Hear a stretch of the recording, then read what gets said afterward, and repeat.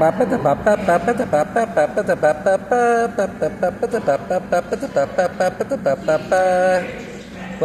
to another episode of Fire Up the Ovens. Well, today we are going to talk about the Captain Kirk and Charlie, right? What happened with the Charlie, I believe it was this. He was like a pawn in the game, as they say it, right? So he got to a certain point, right?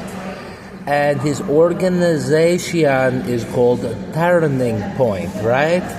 And in the turning point, there always has to be a turning point, right? So what happened was they used the masculine man to roll up all of the masculine, misogynistic, racist type of people in the MAGA, so they could database it, right? And bring it together, right? And he had a nice following, right? But when he gets to a certain point, right?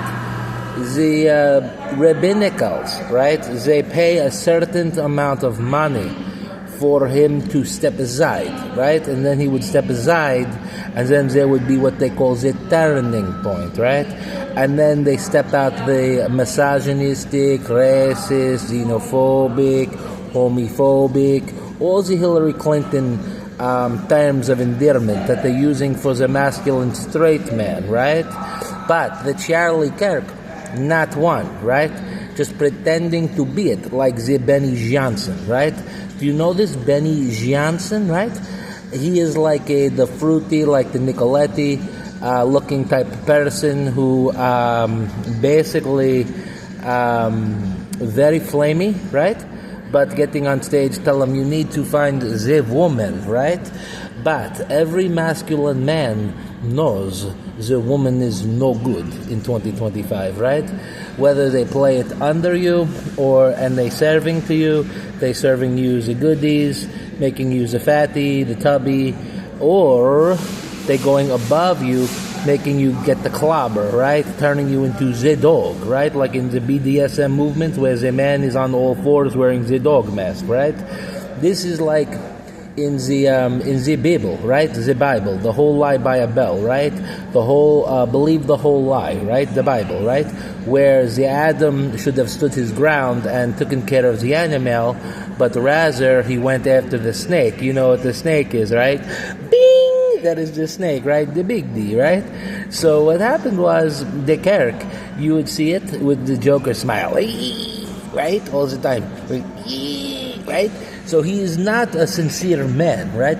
Because an actual father is not a joker who likes to incite it, right?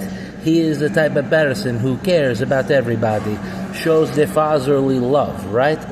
And you notice, right, that when you look at the Durka, right, the Erica Kirk, right, with the KKK in the name Erica, right? She's got the Erica Kirk, right, the 3 Ks, right? How did it work so conveniently, right, that the KKK would take over as the turning point, right? So what happened was, the Kirk got the turning point to a point where too many of the masculine males was following it, right? Getting the idea that one day there would be a masculine leadership in the America, right? But he was never that. He was just playing the role, right? But once they rolled it up to a certain level, right, there had to be the turning point, right? So what happened was they literally put a lid on it, right? What happens when you put a lid on something, it's like when you take a pickle and it's called a dill pickle, you put it in the jar, you put the lid, right? So what happened was the dill, right? The dill pickle, right? The dill was, once the pickle gets too large, you put the lid on it, right? And the Trump talks about the opponent, right? You must put a lid on the opponent, right? This was the Kirk, right? Because the Kirk was coming across as too masculine, right? So he does the sellout, They give it the 150 million or whatever the deal was it, right? And then he passed the baton to Zierika, right? And what is interesting about Zierika, right? She went right to work in 2007 with the non-profit and accomplished nothing. I mean, you look at the Instagram, she has like less than a few hundred followers, maybe 30 followers, whatever the number is. How do you do it? How do you start a non-profit and go right to work, yet have no actual pictures of you helping the others, helping you to create the leadership, right? That is the typical uselessness of the Klayana, right? Do you know of this? The Klayana underscore. But this is not a good person, right? They just want to take the man, he take the legacy up strong, right? And then once the legacy is up strong, they remove the man, the woman step in, and then taking the baton, and then turning the group fruity, right? This is the Erika, right? This woman, she has the doctorate in the Christian studies, right? Also the doctorate in 2025 for the biblical studies, right? Yet, when you watch it, she talk about forgiving the Tyler Johnson, right? Why would you forgive the Tyler Johnson, right? Because he is the patsy who initiated the triangulation at the event, right, part of the game, right, to pass the baton to the Dereka, right? This is how they do it, right? So what happened is, once they put the lid on the See-he-are-lie Kirk, they do what is called the double dip, right?